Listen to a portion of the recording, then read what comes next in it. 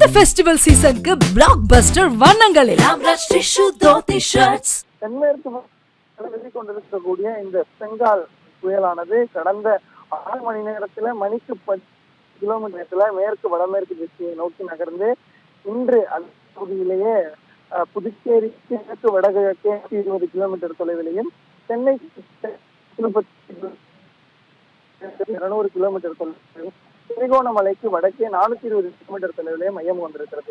இதுல பார்த்தோம்னா தொடர்ந்து சென்னையை நோக்கி வரக்கூடிய காட்சிக்கு நம்ம தெளிவாக பார்க்க முடியுது. ஏன்னா சென்னைக்கு கிழக்கே 110 கிலோமீட்டர் அப்படிங்கிறது சென்னையை அந்த புயலானது நெருங்கி கொண்டிருக்கக்கூடிய ஒரு சிம்டம்ஸ் தான் நமக்கு காட்டுது.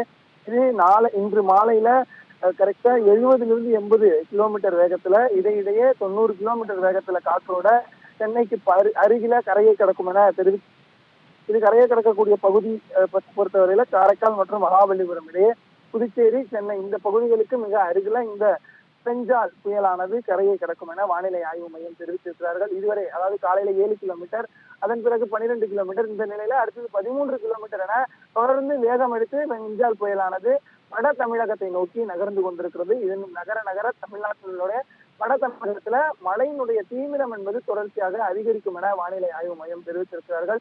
இந்த நிலையில சென்னை, செங்கல்பட்டு, காஞ்சிபுரம், திருவள்ளூர் மாவட்டங்கள்ல அடுத்த 3 மணி நேரத்திற்கு கன முதல் மிக கனமழையும், ஒரு மாவட்டங்கள்ல அதிக கனமழை பெய்யும் என தெரிவித்திருந்த நிலையில சென்னையில நேற்று இரவு தொடங்கிய இந்த மழையானது இடைவிடாமல் தொடர்ந்து அதிக கனமழையாக பெய்து வந்து கொண்டிருக்கிறது. அபிராமி.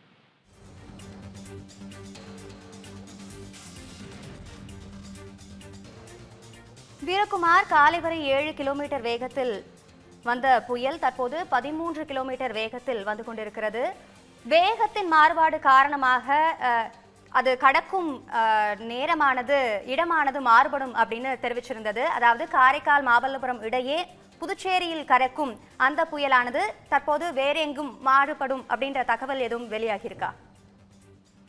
கண்டிப்பாக. ஏன்னா இந்திய வானிலை ஆய்வு மையம் படி அவர்கள் கடக்கக்கூடிய இடம் புதுச்சேரி சென்னைக்கு இடையில அப்படின்னு சொல்றாங்க. பட் ஆனா தனியார் வானிலை ஆய்வாளர்கள் இந்த புயல் நகர்வு என்பது இருக்கக்கூடிய காரணத்தினால இது கரை கடக்கக்கூடிய இடம் என்பது மாறும். அதே போல இந்த நேரமும் மாறுபடும் என தெரிவித்திருக்கிறார்கள். குறிப்பாக மதியம் 1 மணிக்கு கரையை கடக்கக்கூடும் என நேற்று இரவு தெரிவித்திருந்த நிலையில இன்று மாலை என வானிலை ஆய்வு மையம் மாற்றிருக்கிறார்கள். இது தொடர்ந்து இன்று இரவு 7 மணிக்கு தான் கரையை கடக்கும் என தனியார் வானிலை ஆய்வாளர்கள் தெரிவித்திருக்கிறார்கள். கரையை கடக்கக்கூடிய இடமுமே சென்னைக்கு மிக அருகில கரையை கடக்கலாம் எனவும் எதிர்பார்க்கப்படுகிறது.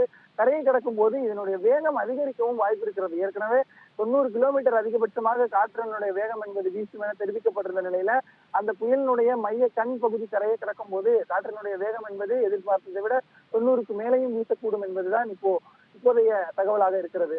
அபிராமி. விவரங்களுக்கு நன்றி வீரகுமார். இந்த ஃபெஸ்டிவல் சீசனுக்கு பிளாக் பஸ்டர் வண்ணங்களில்